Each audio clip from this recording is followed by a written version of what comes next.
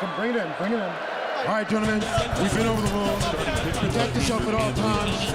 Heaney again after Follow one my start, 0-1 instructions. with a Touch clock. 23.63 ERA. Hollywood Jr., who was 1 out of 9 with a home run.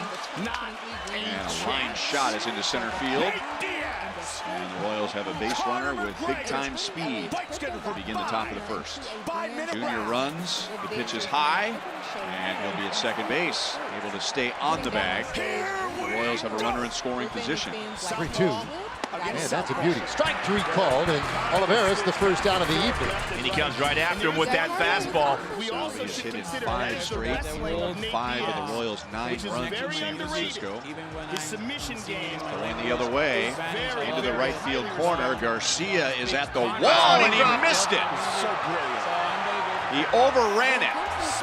And that's a big break for the Royals. They'll get a run, and they'll have 2 runners in scoring position with 1 out. RBI number 6.